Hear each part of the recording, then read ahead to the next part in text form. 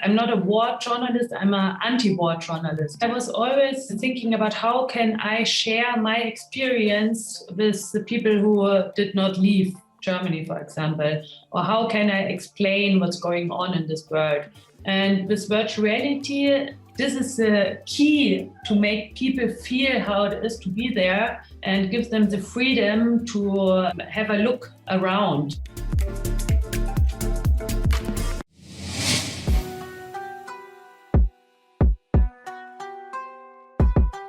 Welcome to the Digital Doha Podcast, our brand new series focused on bringing listeners topical segments and informative conversations with local experts, exploring the cutting edge of emerging media happening in the dynamic international capital that is Doha, as well as the greater Middle East.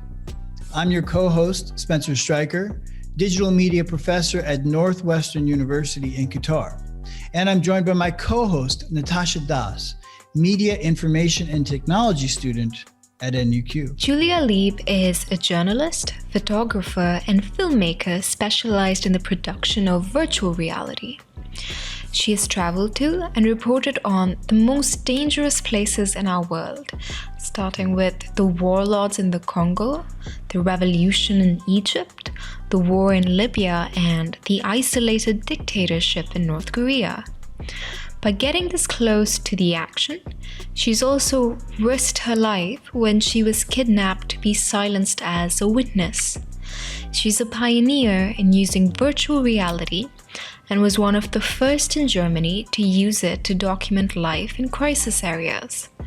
She believes virtual reality can be used as an instrument of peace because of how it allows us to see all perspectives of a story. It is my honor to welcome Julia to our show.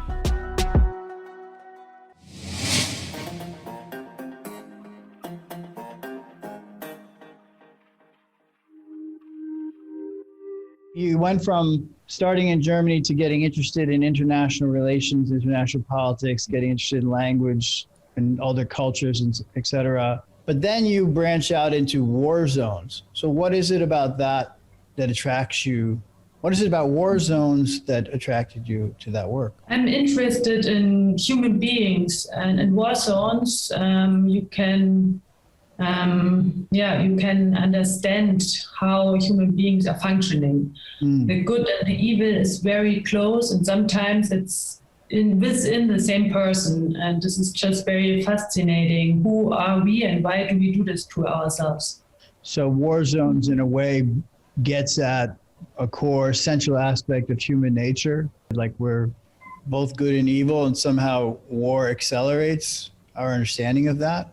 Yes, and it is very surprising that history is repeating itself. So how is a war starting, and why is it starting? And why don't you understand that the end will be a lot of destruction, and not only destruction, physical destruction, but also destruction in the heads.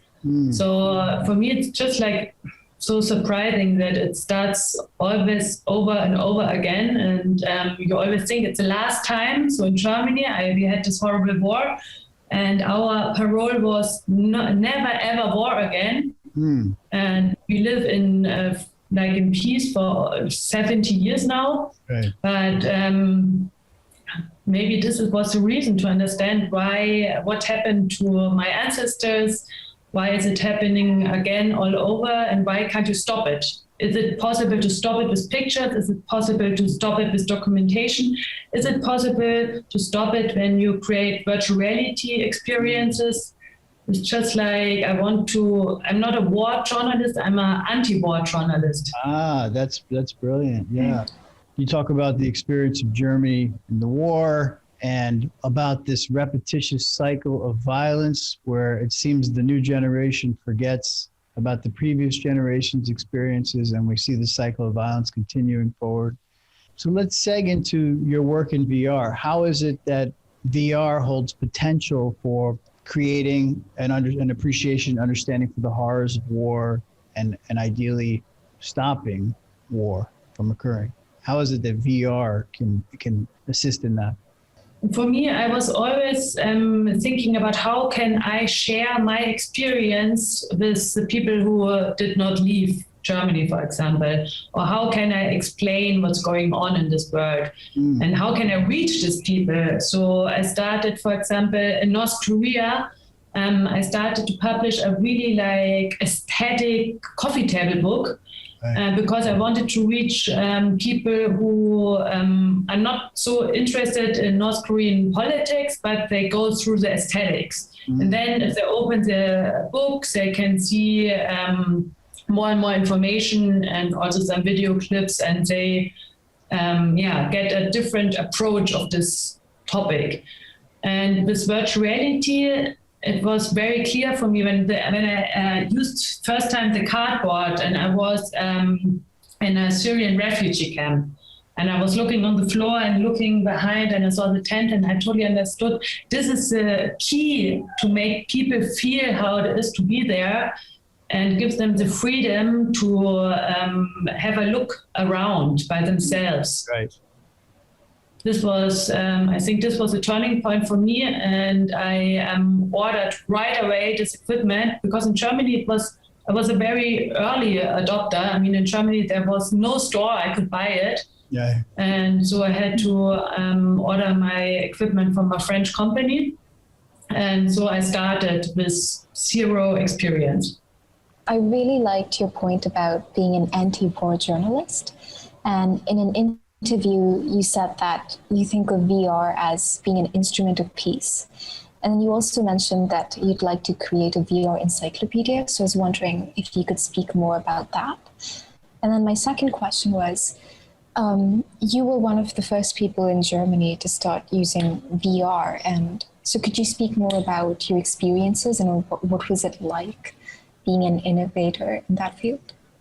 Yeah, this was quite interesting because this equipment arrived in my home the day I was leaving to Congo. So I took all this equipment and I was reading the instructions in the plane, and I had no idea how this works. And then I arrived in Congo and I went to the warlord. So I have to go over no man's land into the jungle. It's called the Kingdom of a Warlord, but of course there's no electricity. And I had the 6 GoPros, and so I had to ask these rebels to get a battery out of the car and carry it 3 days into the jungle. So I had electricity. It was the first challenging situation. And then it's also difficult to explain to people what I'm doing, because most of the people, they know what a camera is, but they have no idea what this is. And especially because I don't want to be in the picture all the time. So, for example, in Transnistria, it's like a de facto state in Moldova. I put this camera and I was running away, so I will not be in the film. And the people thought like, oh my God, there must be a bomb. And everyone was throwing themselves on the floor, because who is putting something like this there and runs away? Yeah. So there are a lot of sometimes funny and sometimes not so funny experiences. I want to follow up with Natasha had asked about your vision for a VR encyclopedia, which I thought was fascinating. And we both picked up on that in our research for the interview. Can you speak more to that? What does this VR encyclopedia look like? So for me, there must be a reason why you are using the headset and you are isolating yourself visually 100%, and also from your environment. There must be a reason, and I don't want to wear this headset to have a normal experience. I want to beam myself to places I will probably never be able to go by myself. Yeah. So this is what I'm doing. I'm going to the most remote areas in our world. Areas that people, they don't even know that they exist. And there I camcord 360 and I try to be very neutral. And this like an ongoing process, and this experience becomes longer and longer and longer. So for example, I camcorded an entire 360 movie in Transnistria. This is a state that has its own president, its own police, its own prisons, ministries, its own currency, its own license plates. They have everything what a country needs, but international recognition. So officially, this country does not exist. Right. But you can beam yourself in this place that officially does not exist. Or I go to Chile, there's a former German sect, and you can go in the middle of this crazy place where they created their own circle of reality that was totally isolated from the rest of the world. Or you can go to Belarus and you are on the Stalin line. It was a front line from the former UdSSR. And yeah, you can, or you are in the middle of Uganda, of a South Sudanese refugee camp, and you see all these people arriving, and it's just like the first station, they're asking for water, and they start to build a state within a state that is not their own. So, or you're in Brazil in the favelas, it's also like a city within a city with its own rules and with their own laws. And this is what interests me, this very remote experience, social experiences. That it allows you to go to these amazing places that, as you say, most people will not go to in their lifetime. But in a way, that is what photojournalism has been about, and you know, embedded documentary, that sort of thing. So I'm curious to ask you about the affordances of VR. What is it about VR 360 video that takes this to the next level, this ability to see and experience places and events that are so difficult otherwise to experience? So all medias are framed, no matter if you look at the computer, if you look at your mobile phone, if you look at an oil painting, or photography, television, everything is framed in our lives. But the real revolution of 360 is the freedom of the frame. It's a liberation of framing. This is what I think makes a difference. And this is the only media that puts you right into the scene. You don't look at it, you are in the middle of it. And this is the unique characteristic of 360 and virtual reality. You've talked about VR and history. So I do a project that's called History Adventures. And what I've tried to do is create a narrative-driven, like using stories of people in history and using interactivity to try to make history feel more real, more alive, more impactful, to create some kind of emotional resonance of history. And so can you speak maybe to that? Your statements that we've researched about you saying how you'd like to see a history book that is essentially VR. I'm very sorry that I did not have this equipment during the Arab Revolution or the Arab Spring, because this was history in the making. And I just regret that at this time it was not possible to put like a 360 camera in the middle of the Tahrir Square in Egypt. Yeah. When you're in the middle, when history is written, and the first time in the 1,000-year-old history of Egypt that a pharaoh steps back. Right. So that's the reason why I think this would be a very, very wonderful instrument for history books, because it makes things so lively. You know, people see the faces, they see the emotions, and when you see emotions, you're part of it. Yeah, back to your original point about how there's the cycle of violence and people forget about the horrors of war.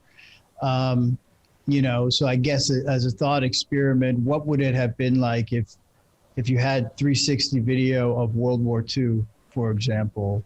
What do you think the modern relationship to war might be if, let's say, we had, you know, 360 video of the firebombing of Tokyo or the storming of the beaches of Normandy or something like that?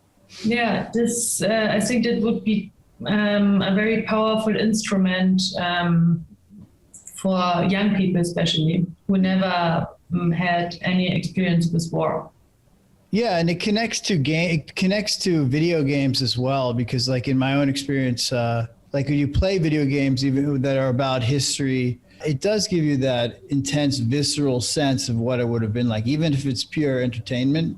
Like, for example, I played a game where you're part of the Battle of Stalingrad, and they did an amazing job. The game designers, I think it's an old Call of Duty game, but they recreated what the city looked like during the worst part of the Battle of Stalingrad, and you can never really forget what a horrific war zone it was. Even if it was actually meant to be an entertainment game, you nevertheless get a visceral impression of history. I think this is a very interesting movement that the gaming industry is also focusing on more serious themes. For example, a student from Ethiopia, he got money from the Ethiopian government to develop a video game. But in this video game, you can only proceed if you have like corruption with a policeman or with any official person you meet. So it's a very social critical game, but the people, they didn't know because it's a different generation. And when they understood what they were paying, they left already. But I think it's a very smart way to be critical and do it with this technological entertainment sector. This is a very new development, and I think it's interesting. Absolutely. Actually, we have a pending grant, and Natasha's going to be part of this. We have a pending grant for about an enormous amount of money. It's like a $5 million grant to use games for climate change, for use game-based learning techniques to bring awareness about climate change. So I'm very interested in that topic as well. Going back to your story, you started as a still photographer. And I was wondering, what was the moment when you realized you wanted to expand into virtual reality? I am still a photographer. I use 360 mainly to get information, because when I go to places, I don't have time. I don't have a chance for a second round because I go inside and I have to leave. So of course I go there, I write, I make my pictures, but making a picture is also kind of manipulation, because I take a picture and I decide that I will show this, and I decide at the same time that I won't show the rest. Right. And this is, for example, a very, very interesting app from Eric Esbeck, Frame Switch, because this app is a real perspective change. You can be in the middle of a war zone and have to take the decisions every war reporter has to take. What will I camcord and what will I not show? And 360 is, for me, a very, it has a high density of information. And in war, it is important to know all these details. For example, I was always interested, what is outside this war picture? And 360 is the answer. And especially in war, there's always, in every war I have been, there was manipulation from both sides.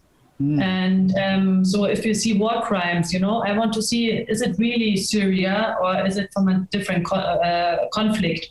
What kind of uniforms are the people wearing behind? Is it really a mountain? Is there a moschee? Is it a mosque? Is it really this area? There's so much information, and I don't have so much time actually. And I want the people, the users, to beam themselves there and have a look for themselves and also see things that I did not see. Yeah, because whenever I look at history photographs, or even if you're watching a history TV show, like I've been watching The Nick, which is about the beginning of surgery in New York in 1900. Boardwalk Empire is about the bootleggers in Atlantic City in the 1920s.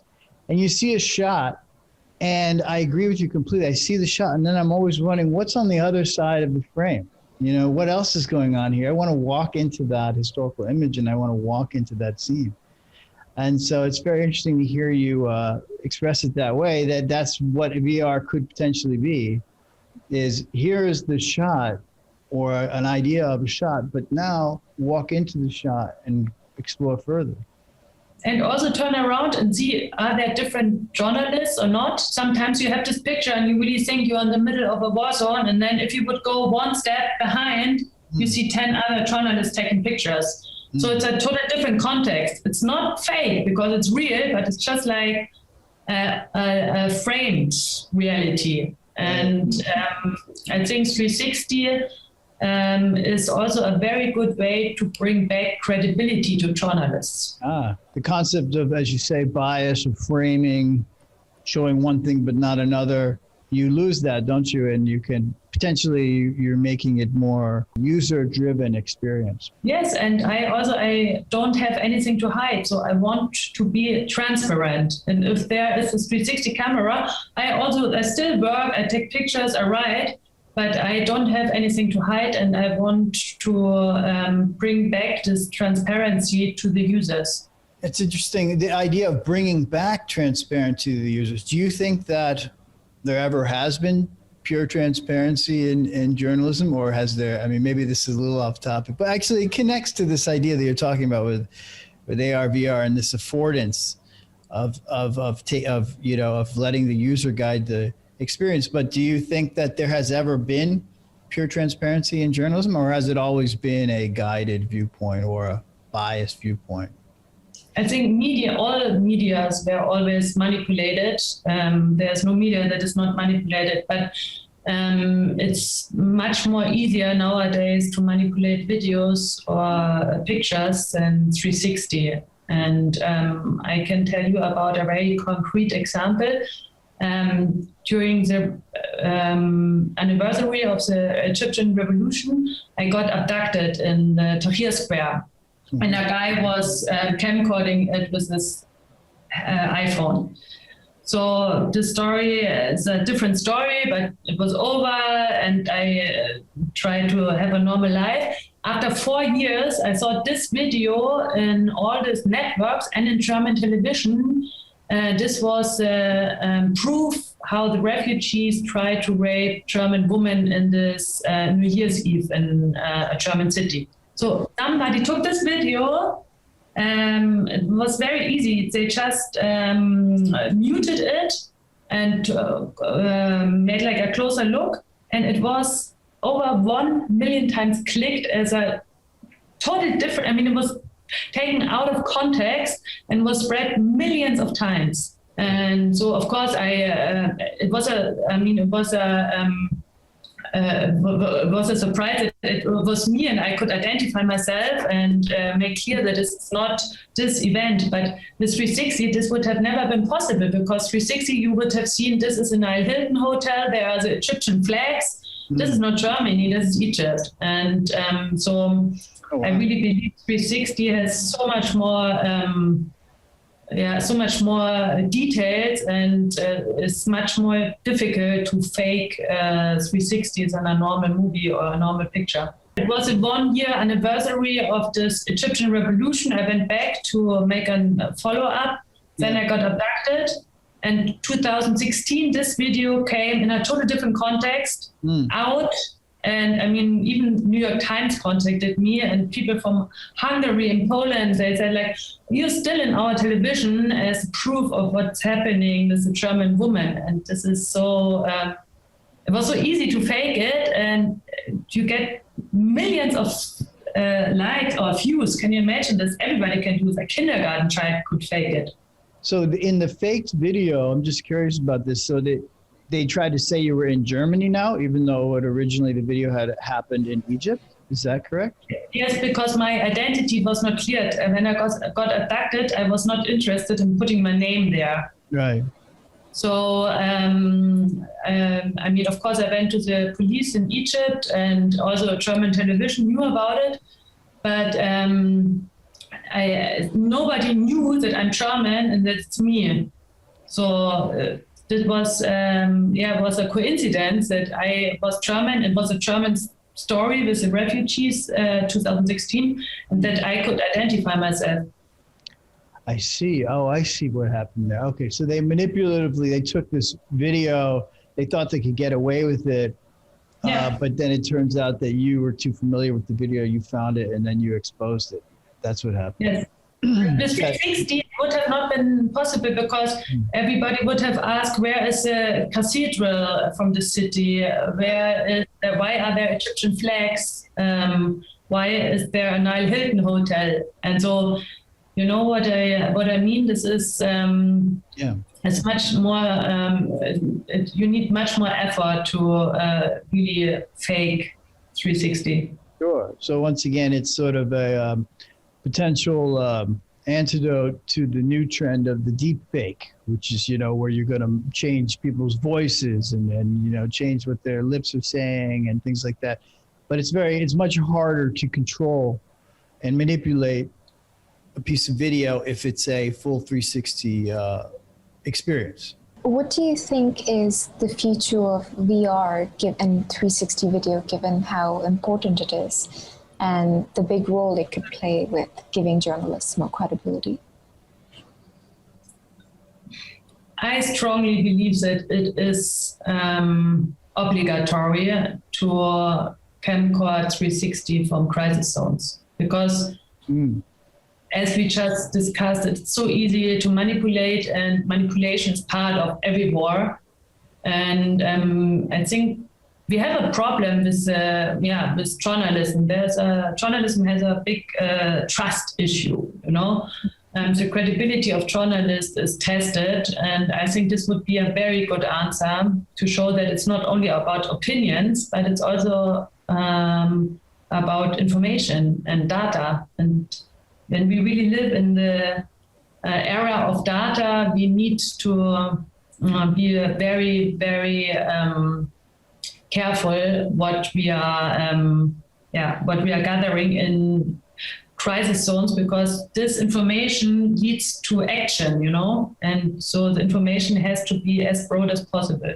Is it safe to say that Germany is more concerned about data and the use of big tech and manipulating data than other countries, United States in particular?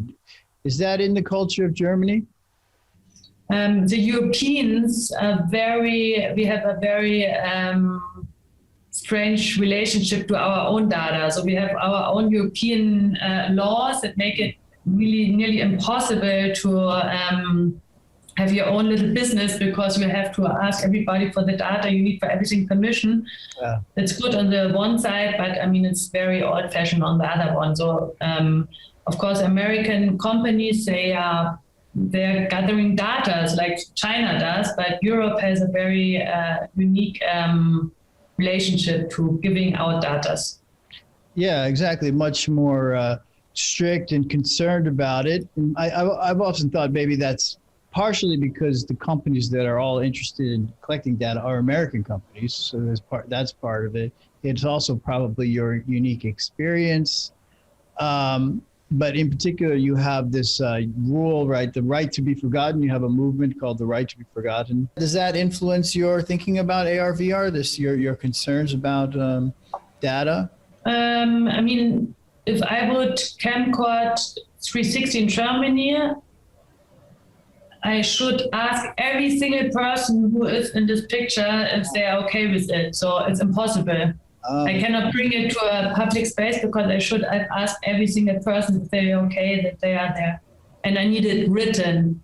So they take it too far. They make it almost impossible to do the work in that sense. It's also part of the history, because now we have a very liberal government, but we have been under a horrible dictator. And if this wrong person has all the data from every single citizen, then we really have problems. Yeah, exactly. So it stems from the very unique history of Germany.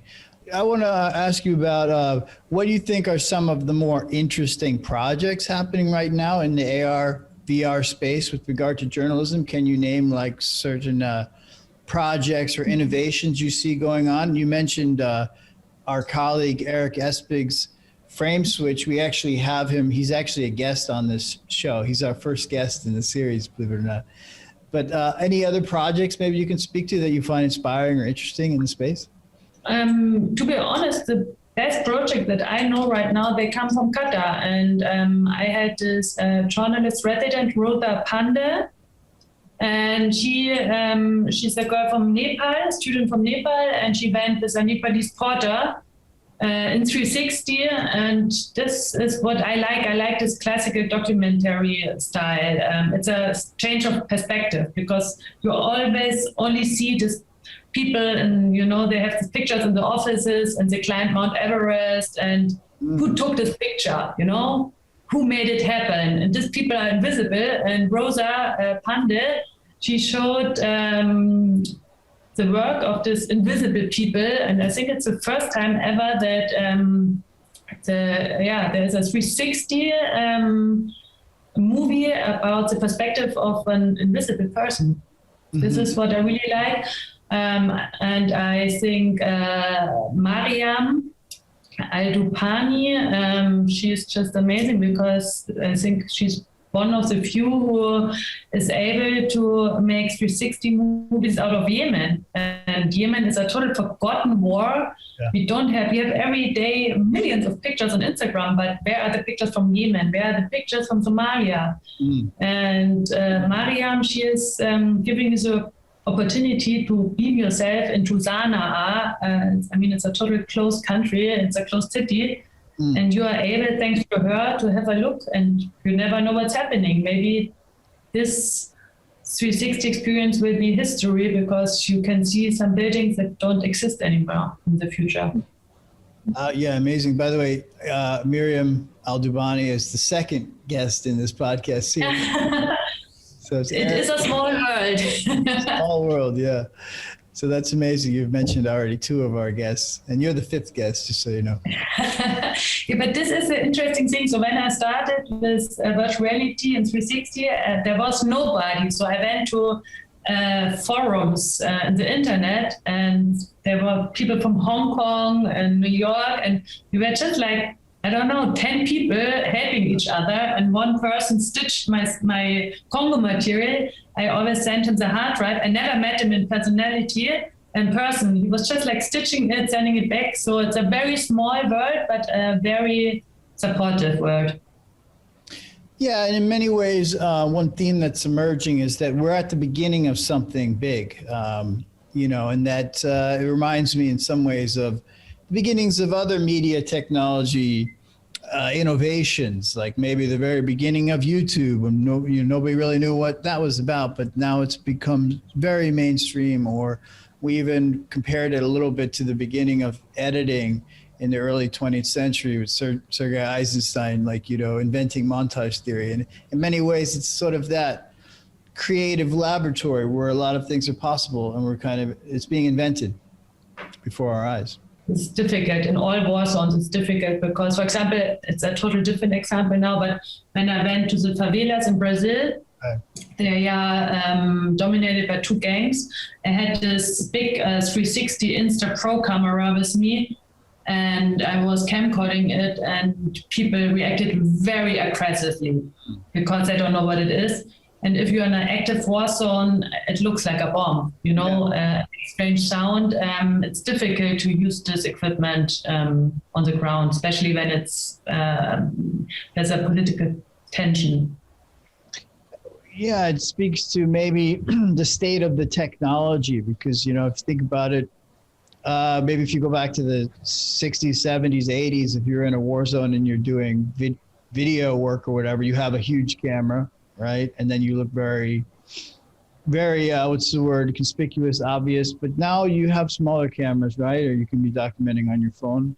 So perhaps could be a trend for AR, VR as well. Like right now, it's very cumbersome and conspicuous, but maybe in the future, it can be done. I hope so. Yeah, I really hope so. Of course, we have this small cameras, but the quality is not as good as the big ones. But also the big cameras, they are not really reliable. When it's too hot, they shut off, or the ventilator starts, and then you don't have sound. So there is still a technological way to go. And I also think when the headsets become better, virtual reality will have a totally new push. Mm-hmm. Because now I can camcord in 11K, but I cannot watch it. Maybe you can speak to that a little bit, like your other unique experiences you've had. You mentioned favelas and how the two gangs were very paranoid. You mentioned the lack of good VR stuff coming out of the current conflict in Israel-Palestine. Can you speak to maybe other unique experiences you've had doing AR, VR work in different hotspots? Yeah, so I mean, for example, this is interesting, the favelas in Brazil, because they understood the media. This was the reason why they came with weapons, and they were like really not friendly, and they made it clear that I should go away, because the gangs, they have two different colors on their Kalashnikovs, one blue and one red. And you see everything, you know, and if I publish this, you could see, for example, that this guy with a red Kalashnikov is going to this head and the other one there. And this is, for me, this information is not interesting, but for them, it can decide over life and death, because when the police knows where they live, it's an easy target. Right. So, yeah, I mean, I'm also interested in this, you, Spencer, with this historical background. So for me, Europe is, I mean, nowadays Europe is a peaceful continent, but only some years ago, 10 or decades ago, I mean, there was a war in Yugoslavia, and it's still so visible. So when I go there, on vacation, I always have my camera with me, and I find these bunkers, and I go inside, and if I'm on a boat, I go inside the bunker, and I see still, and I can feel this war, and it's still there, and people are reminded every day about it, because it's not in the news, it's not in the movies, but physically you still ask yourself, why do you need this bunker? And then it's very very vivid memory. And also when I go to Croatia, there are all these beautiful hotels, and then you see this big bombed hotel. Yes, my focus is somehow always on war, and I don't know why. I'm on a mission, but I don't know who gave me this mission. So it's just like, maybe it's because Europe has this history. I don't know. Sounds like it's a calling, like it called you more than it was a conscious decision in a way you were drawn to it. Sounds like recording in a way like the memory of war in Europe, like going and finding these vestiges and then in a way bringing them back to life or showing that they're still, you know. Yeah, because a lot of people who lived through war, they don't want to talk anymore about it, especially the older generations, but the energy is still there. So also in Germany, you know, when the people came back from, no matter where they were in the prisons, they never talked about it. But the energy is still transmitted over generations. And this is, I want to make it visible. That sounds like an amazing piece right there. A series on the vestiges of war, these locations that still resonate with the memory of war that are unspoken. Nobody talks about it. It doesn't mean that it's not there. You can feel it, but you cannot articulate it. So I have to show it somehow.